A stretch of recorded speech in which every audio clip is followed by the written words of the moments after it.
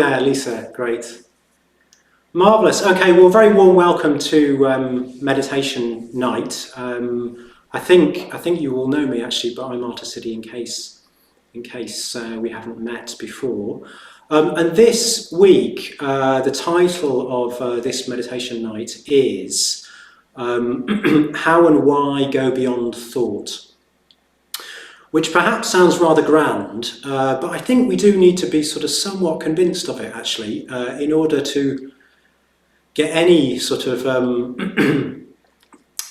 grasp on the sort of the virulent tendency to kind of prolific thoughts that sort of rush through our head. Yeah, so how and why go beyond thought.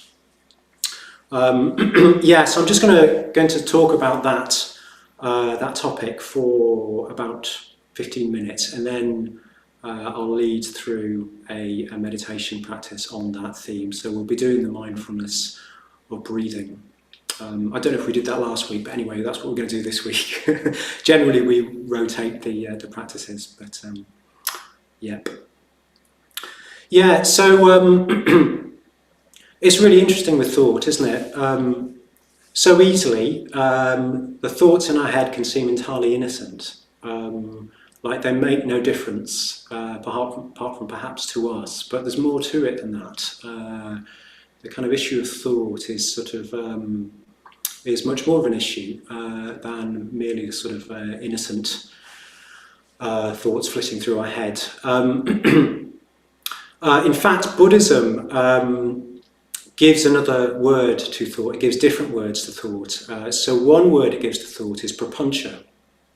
And what it's designating, that word, is this sort of thought that we can't stop.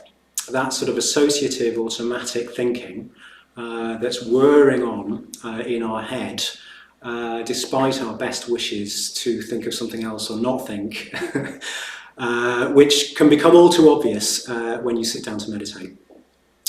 So that's quite interesting, isn't it? That there's different types of thought, different words for thought. Of course, in English, we haven't got more than one word. Well, in some way we have. You could call that associative, hankering sort of thinking, driven thinking. You could sometimes call it rumination, don't we? You're sort of ruminating. You're kind of stuck in a cycle of thought that you can't quite get out of. So, as I say, if you sit down to meditate, you notice that thought, that type of thought. I do want to say a little bit about positive thought, the value of thought as well. But it's particularly this prapancha. We use that word because it then sort of it's helpful to have a word for that type of thought. If we've got a word for it, we can name it when it's happening, and that makes it easier to identify it and therefore work with. But what's interesting about this thought, this type of thought, prapancha, is we can be in it even when we don't know. So sometimes we're in a state and you've got thoughts sort of streaming through your head. It's really, really obvious that you're in this associative kind of ruminating, prolific thinking, jumping from one thought to the next, or kind of repeated cycle of the same thoughts. Can be really, really obvious. Actually, sometimes it's not so obvious. The other day in meditation, there wasn't much thought going on. So it's easy to think that there's no prapancha. But actually that's not true. It's just the prapancha can be very, very subtle. There's a little thought and then nothing, for seconds. And the thought is so familiar to us, we don't even notice we're thinking. But it's still having an effect. So what I want to do is sort of encourage you to really notice these thoughts, not in a recriminative sort of way, but notice them so that we can acknowledge that there's another possibility. There's another possibility. If we just let them sort of run on in the habitual way that they will, we won't find that other possibility. And that is the state that we normally live in. We normally live in a state of chronic prapancha, basically. So Yeah, why do that? Why do that? Well, the thing with these thoughts is they always sort of divide up our experience. So underneath those thoughts are kind of oh so familiar, perhaps sort of unconscious or pre-conscious sort of stories, you could call them, that we sort of live through. So stories like kind of good and bad. I sort of like to think of myself as competent, for example. I can get into a sort of pre-conscious story just below the level of self-awareness of needing to be competent. So thoughts come in dualities, don't they? So good and bad, competent, incompetent, successful, unsuccessful, all these sorts of things. And you might think it's harmless enough, but actually what they do is they divide up our experience. They divide us up. So we end up living a kind of divided life. So we sort of shut off part of ourselves and we live through this competent story, for example. Everything's going really well and we're all very happy because I'm all very competent. We're not necessarily conscious this is happening, but that's what's happening. And then something happens to show you that you're not always competent and you're really sort of thrown because you've pushed away that aspect of yourself, that experience, that element of your experience that is sort of incompetence. Of course, we're fuller than any story, aren't we? But we kind of push it away. So these stories kind of divide us up. They divide up our experience and they, in so doing, they sort of they destabilize us, actually. They leave us, in the sense of kind of leaving us prone to being knocked off course because we're actually not living who we are. We're not living in a sort of whole way. We're living identified with a particular aspect of our experience, whether it be competent or successful or whatever it is, friendly, happy. So actually thought is much more, it has much more of an effect. And when we're in this kind of propuntia, we won't notice those sort of deeper storylines that are dividing up our experience and in so doing kind of shaping our life. Because of course what we do with these stories is we then find environments and people that will sort of corroborate those stories. We hang out with other successful people or whatever it is, or hang out with unsuccessful people to show how successful we are, all that sort of stuff. So actually, we end up sort of living in a divided world. These thoughts kind of lead us to sort of living in a divided, they become a world. So it's not merely a thought, it actually sort of starts to shape our experience of the world.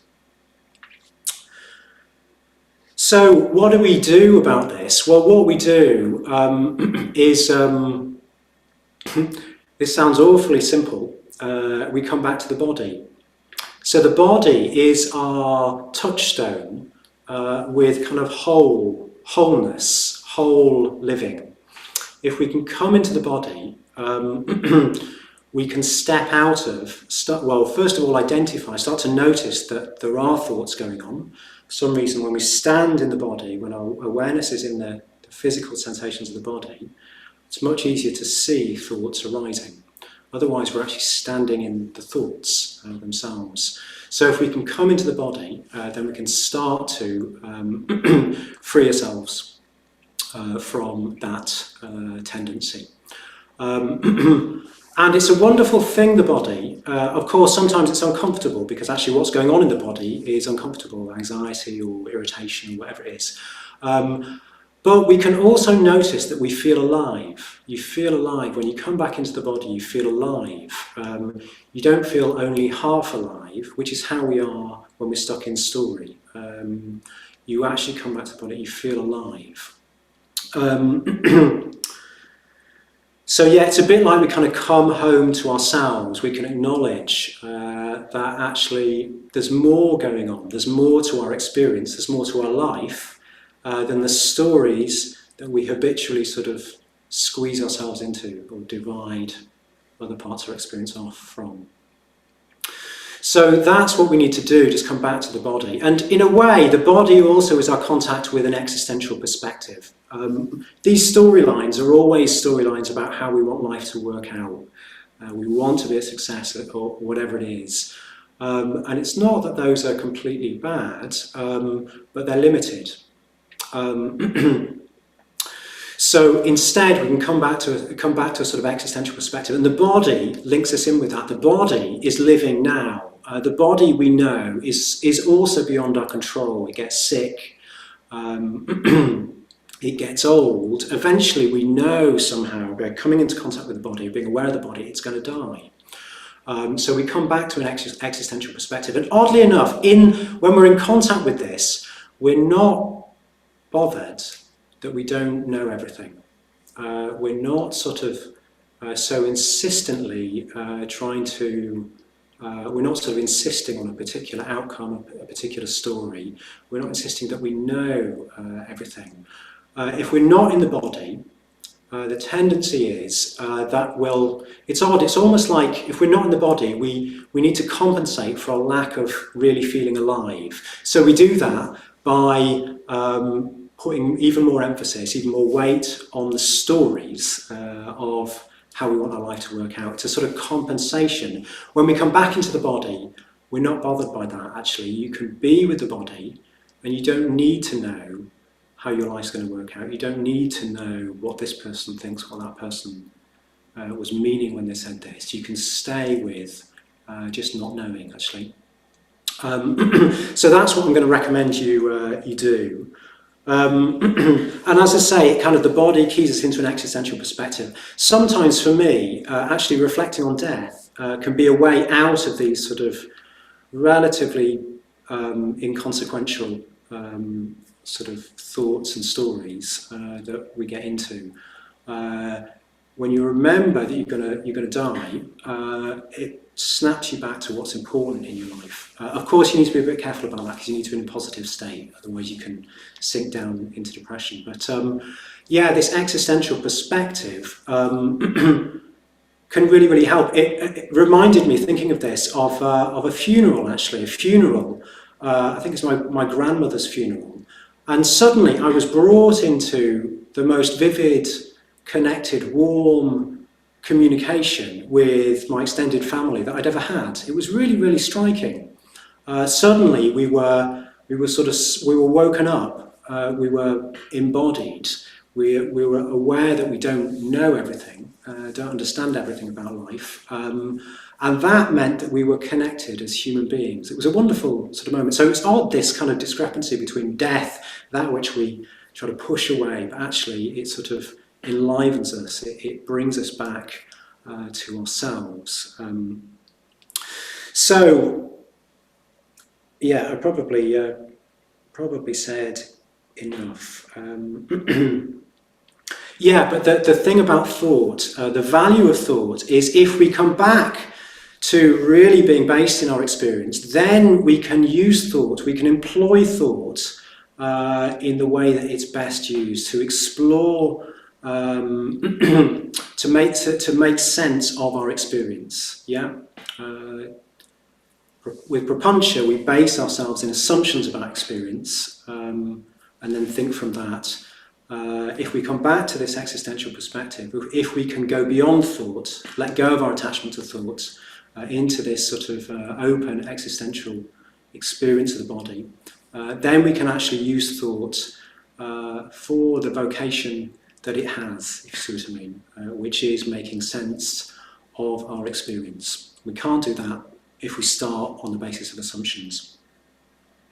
So let's. That's probably enough. I hope to have evoked this sort of territory.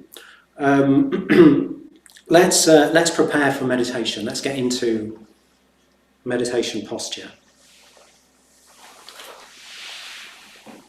So if you'd like to set yourselves up.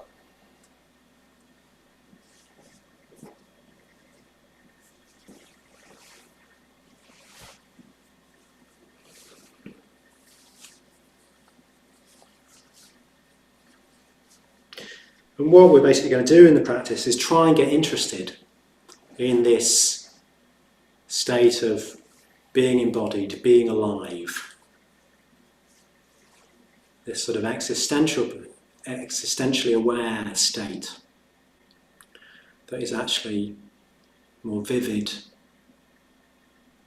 more connected, able to be open, able not to know, and therefore to experience ourselves more wholly. So when you're ready, just closing your eyes. Arthasiddhi, would you pass me that bell? Sorry about this. Thank you.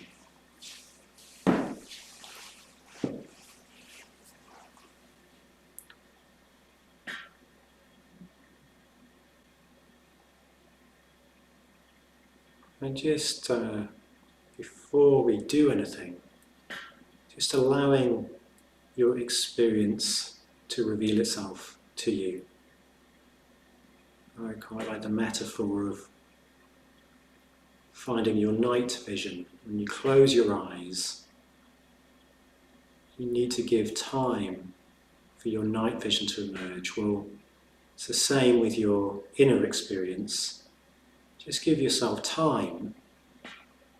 Let's not assume you know what's going on with you right now. Just give yourself time for what's going on to emerge, feeling the sensations that are happening in the body, discovering them as they are in this moment. Discovering in the moment the sort of tenor of your thoughts.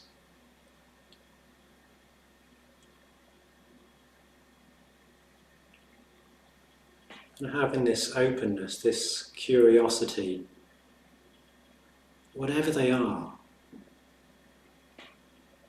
See if you can have this open, curious attitude to them, rather than any knee-jerk tendency to push them away.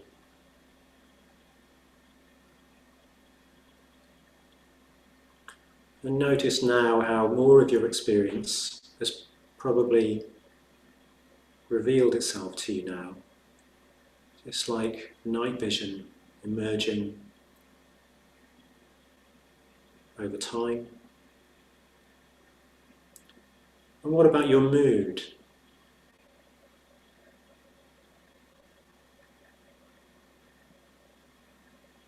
Somewhere sort of mixed in with the sensations of the body, there's a mood. What's the sort of mood right now? Are you a bit closed down or quite opened up? A bit heavy or light?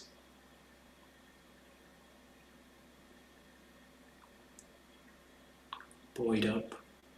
Or somewhere in between? Just, again, being curious about it, moving towards it.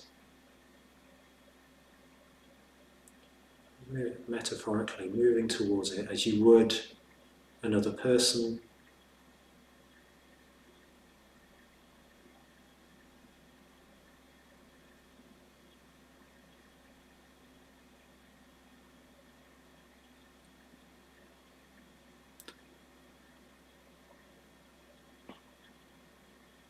And then within this whole splodge of experience, feeling the ground beneath you as your weight sinks down into it.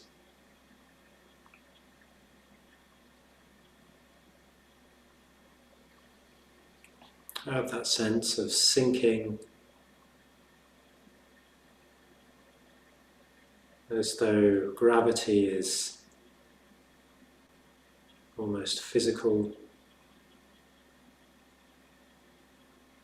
sort of pouring through you.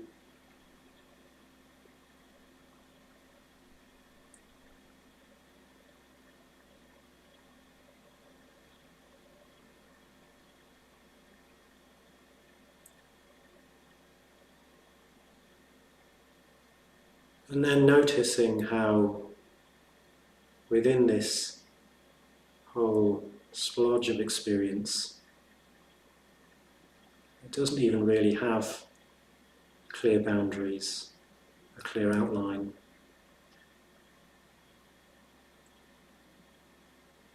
There are the sensations of breathing. So where is it in the body that you're experiencing the sensations of breathing? How do you know that you're breathing?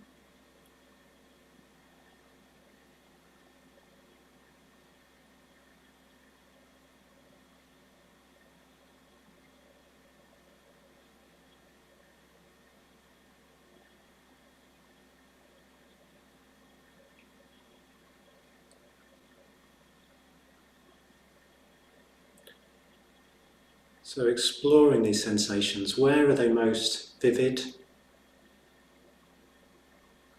in your experience right now?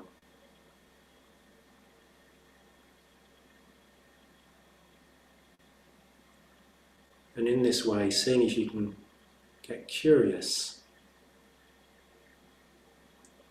about this particular experience of the breath. It's different in every moment, every day. How is it now?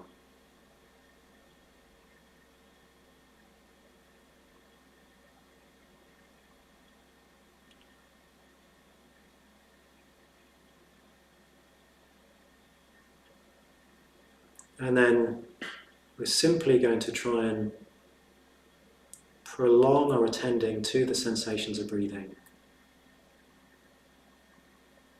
just by coming back to the body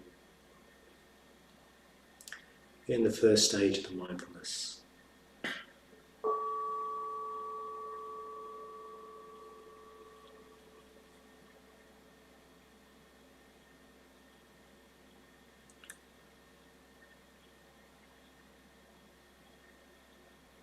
So entering into the practice with this sense of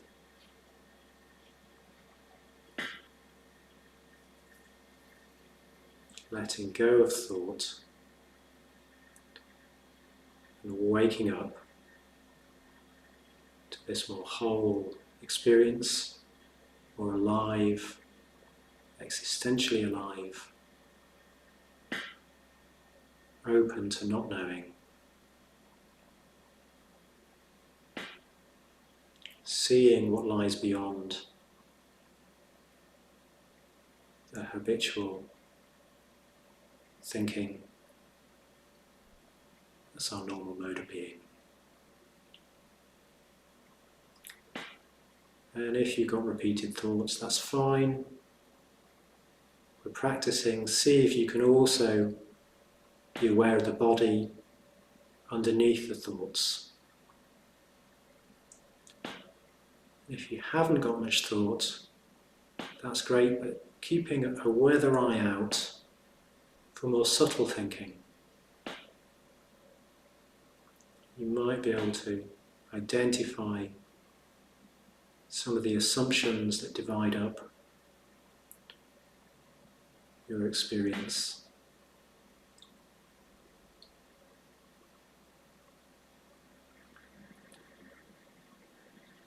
And instead, get interested in the body.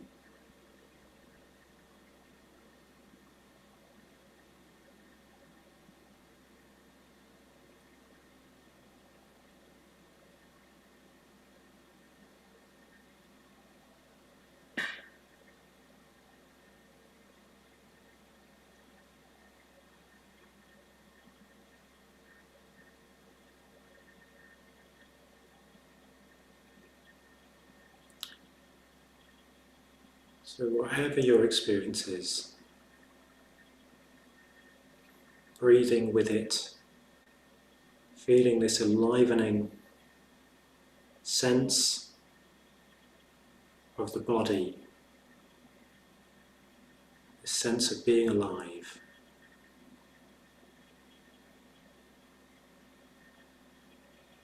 Seeing if you can find enjoyment even if it's very subtle, very slight, in this experience of breathing.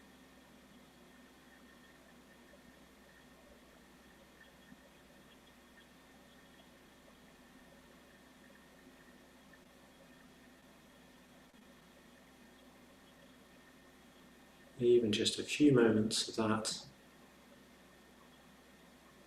can remind us of another possibility.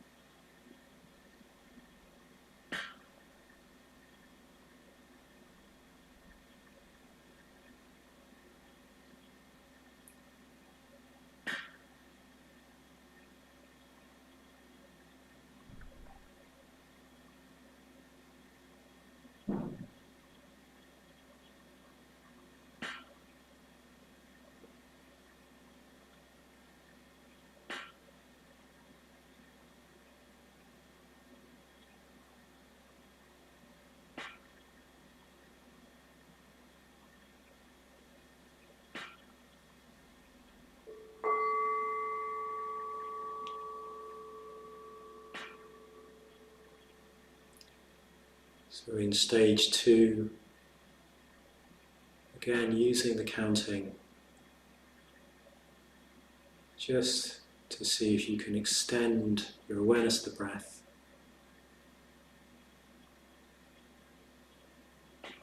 Don't need to count to 10. Sometimes I find it better just to count to 4. That feels manageable.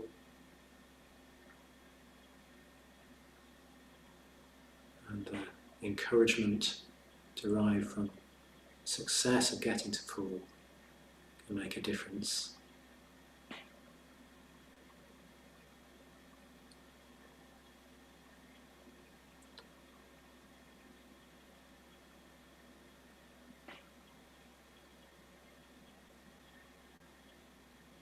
So we're looking for this sense of enjoyment, and if it's uncomfortable, we're just seeing if you can use the regular physical experience of the breath to calm and soothe your experience. You may even use the word on the out-breath, soothing, in your own mind.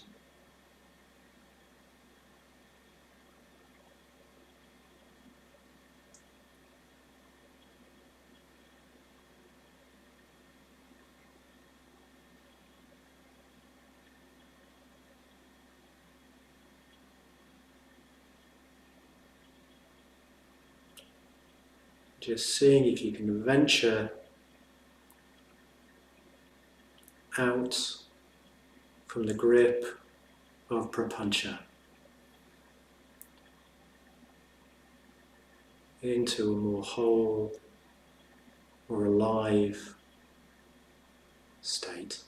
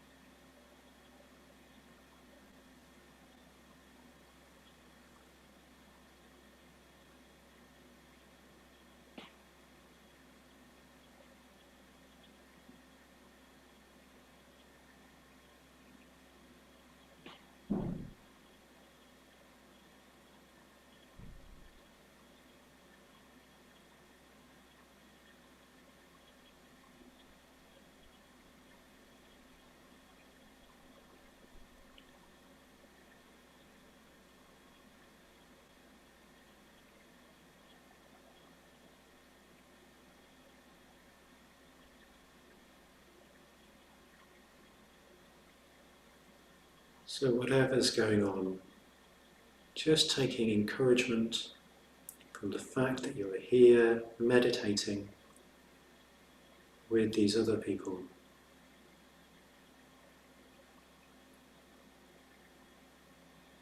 Well done you for getting here, for doing this.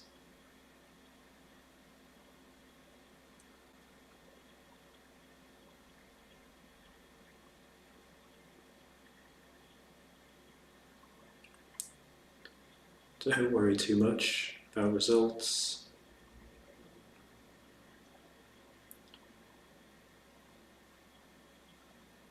Just trusting in the practice,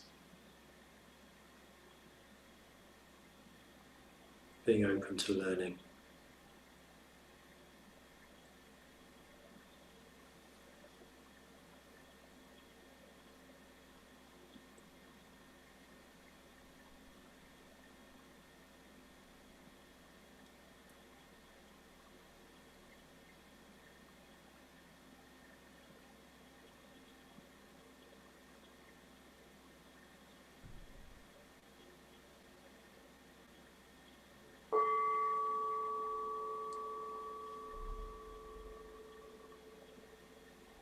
So drop in the counting. And again, just seeing if you can extend your awareness of the sensations of breathing,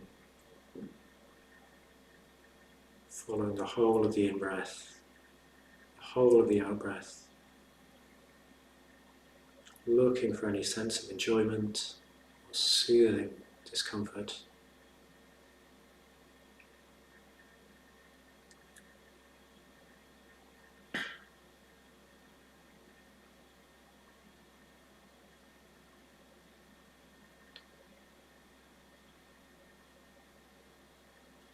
If you've got repeated thoughts, see if you can explore what's going on underneath the thoughts in the body, to become more wholly aware of what's driving the thoughts.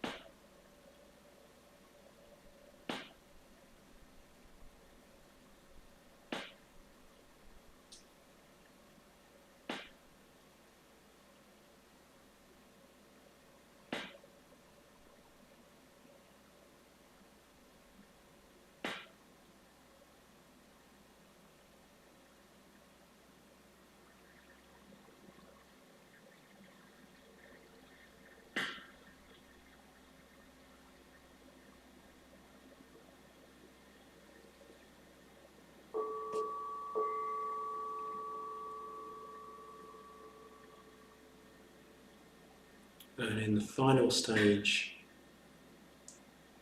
seeing if you can get an even finer sense of the breath, maybe where the breath first touches the nostril of the upper lip,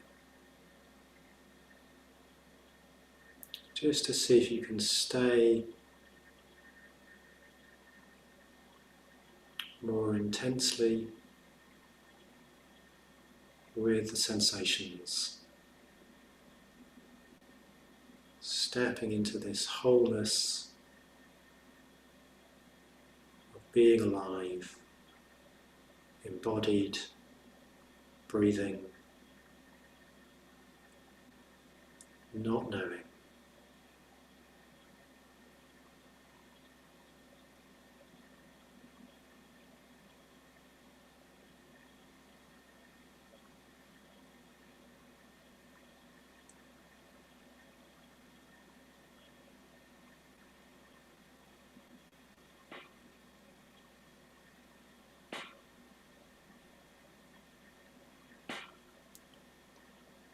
Keeping a sense of the possibility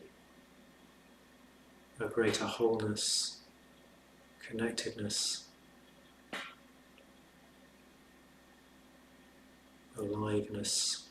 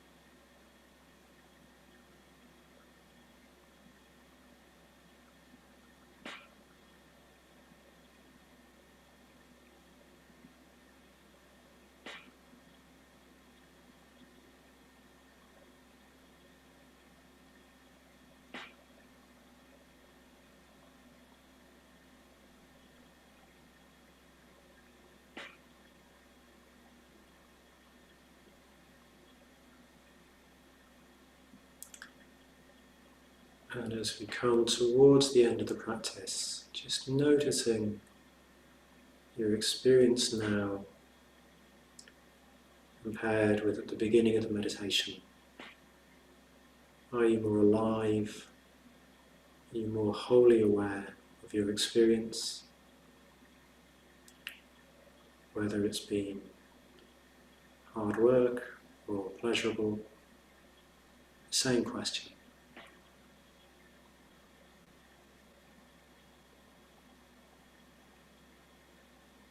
And now just dropping any effort that you've been making in this important stage in the practice, sitting absolutely still, honouring the efforts that you've made with a period of no effort. So the fruits of the practice can have space to emerge.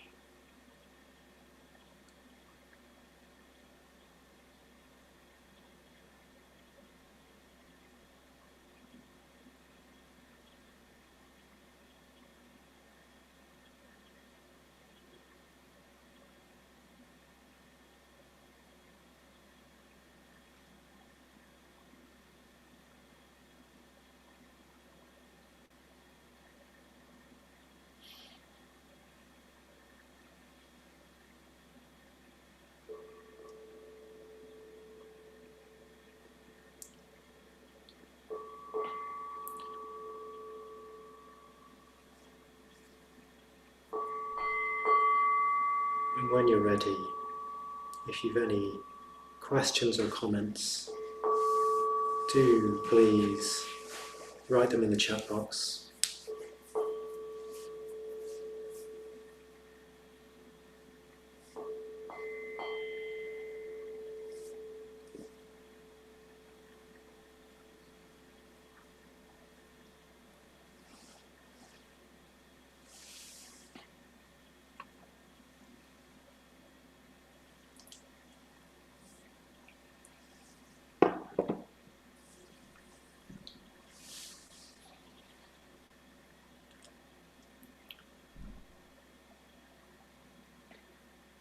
Great. Well, I hope you had a good sit out there. Certainly had a sense of you all geographically constellated around us here tonight, meditation night. I could say at this stage, I could just introduce the team as well, because there's a team, a bit of a different team. I forgot to do that at the beginning. So There's Liz, as you've already heard, is with us. Will you be shown on screen, Liz? No. No. Oh well, Got you spotlighted. I've missed that opportunity anyway. And there's Sacha Parar. So myself, Sacha Parar. Sacha Parar, would you like to say hello? Just unmute and say hello. Good evening, everybody. Hello. Great. So that's Sacha Parar. And there's Arthasiddhi, who's here. Would you like to just give us a wave or say hello? Well, I can give you a wave. We'll get too close. I've got the mask on. Hi, everyone. Nice to meet you all. Great. So Arthasiddhi, Sacha Parar and I are going to be leading meditation night over the next 8 weeks. So you'll see more of us over these coming weeks. Have we got any questions coming in, Liz? Not quite yet. We've got Craig just says, looking forward to Saturday, even started reading the manual a bit. Oh, great. Good. Great, good. Yeah, I was pleased to see you on the course, Craig. It'd be good to see that. I imagine everybody's gone beyond thought, haven't they? So they can't have any questions.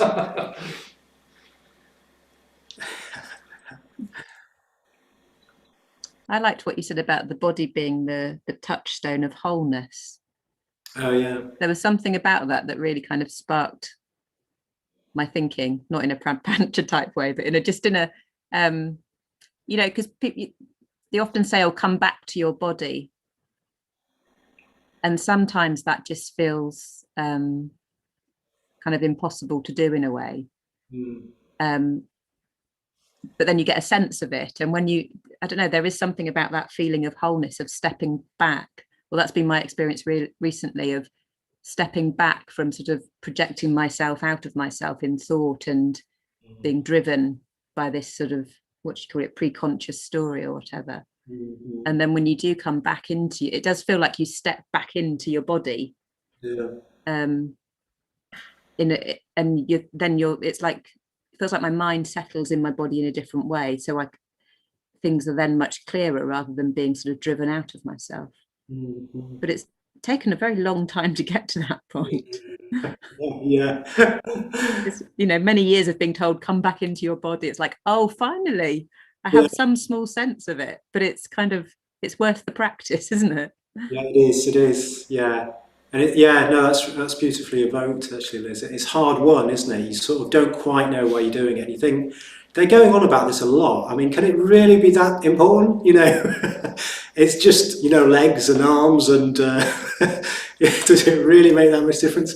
But it does, doesn't it? It can really transform your experience.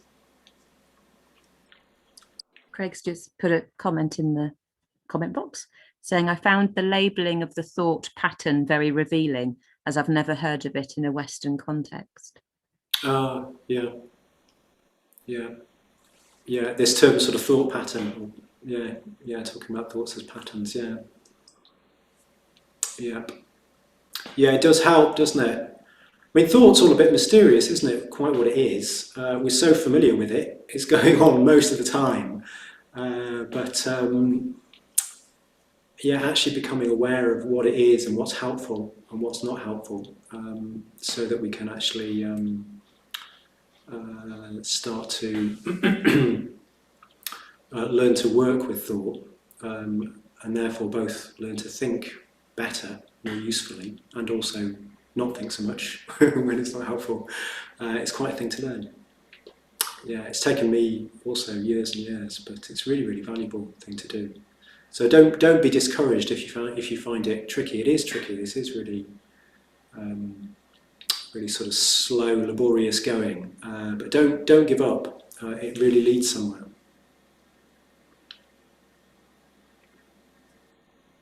I was just thinking then about when you're leading a meditation and you're listening, when you're having a led meditation and you're listening to what's being said, and then instantly my head's going, well, how do I do that? Is that possible? Am I doing Prampancha? I think I'm doing Prampancha. Okay, what do I do? And it's like this running commentary of like, oh, now I come back in my body, come back in my body. But there's like a level of it and it's interesting then how that can suddenly change into like, oh, now I can feel the difference. But sometimes it feels impossible to get out of it. So I don't know. I mean, have you got particular tips as to how, when you're in that level of just sort of rolling stuff through your head? Yeah, I think that's a really good question, Liz.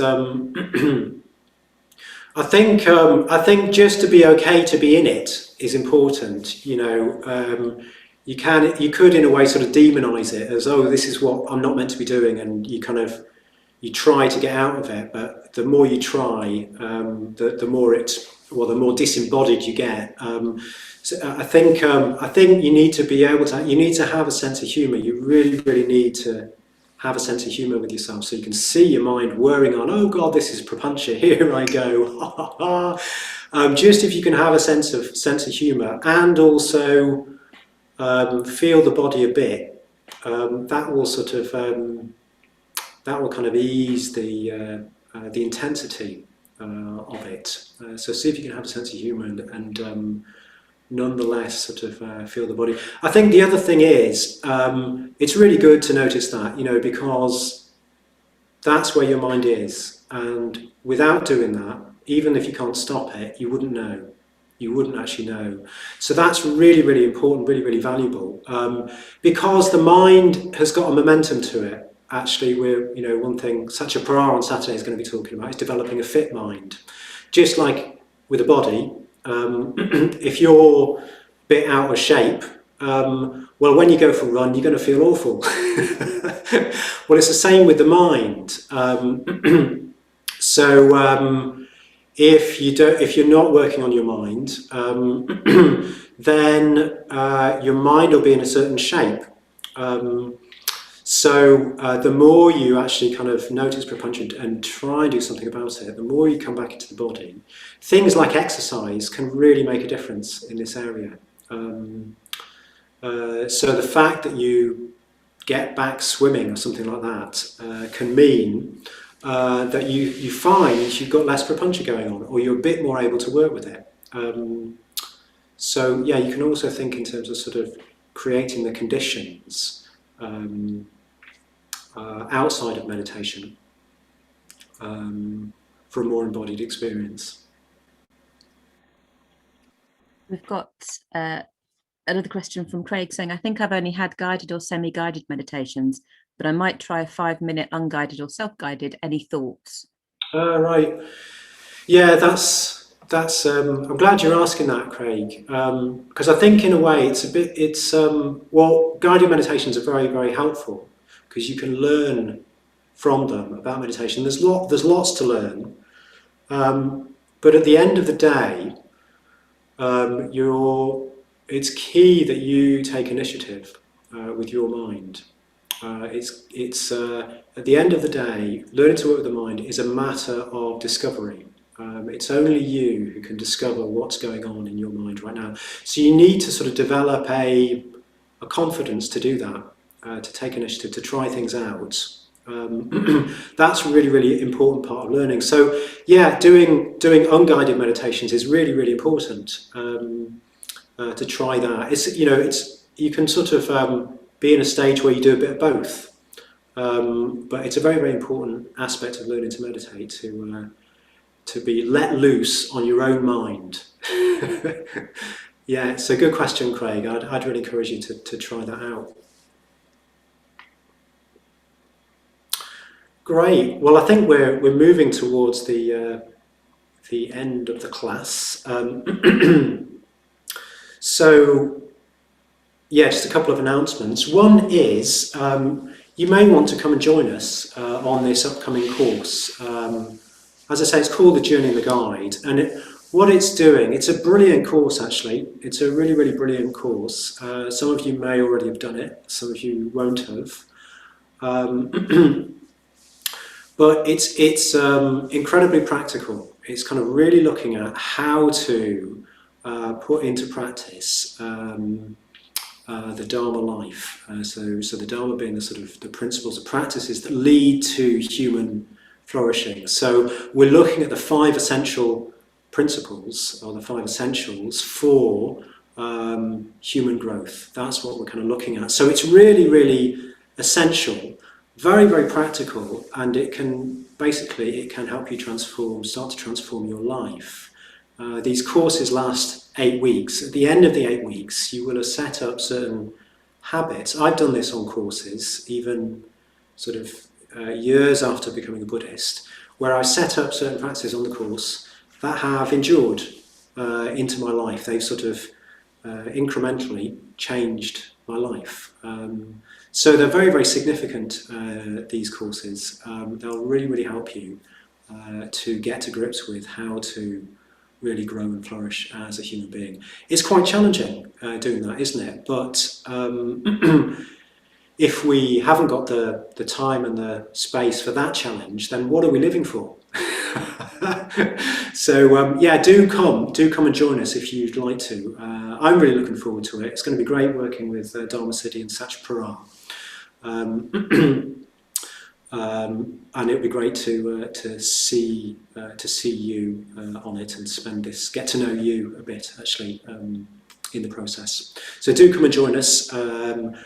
The information is on our website, which Liz will put in the chat box. I can see a thumb going up in the little screen. Oh, I'm looking down, aren't I? You guys are over there. Sorry. Getting back used to this online world. And the last thing to say is that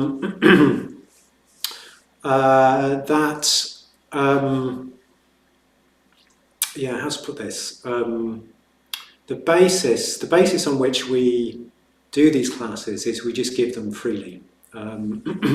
We just want as many people as possible to benefit from the practices and teachings that we have benefited from. So we're very, very happy to just give freely. And actually we do this because it's well, it makes a difference to us, actually. To live on the basis of generosity is a kind of central principle. We'll come across this on the journey and the guide. It's a central principle, it's a transformative principle. It will change your life. So we want to be kind of as congruent as possible. So we don't really want to charge. We were partly precipitated into this decision by lockdown. We felt we couldn't charge, so we didn't. And actually the response has been overwhelming. More and more people have come forward to support what we're doing, such that we've changed our whole mode of economics to what we call a dana economy. So the whole economic basis to the Buddhist Centre, we're moving to we'll just freely give things. And we'll invite you to participate in that same basis. And we want to do that for our own benefit, but also for yours. Because we know through experience that actually generosity is a really significant practice, a really significant principle to human flourishing. So if you would like to engage in that, then please do contribute. Please do give, and you will sort of participate more fully in meditation night in the same by doing that.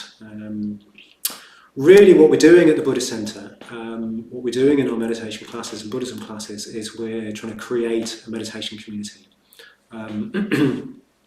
And community, one of the central principles in Buddhism to community is generosity. So that's the reason why we do that. So if you would like to contribute, then please do. And Liz has put a link in the chat box.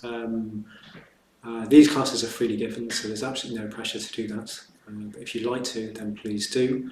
And experiment with giving and see what effect it has on you.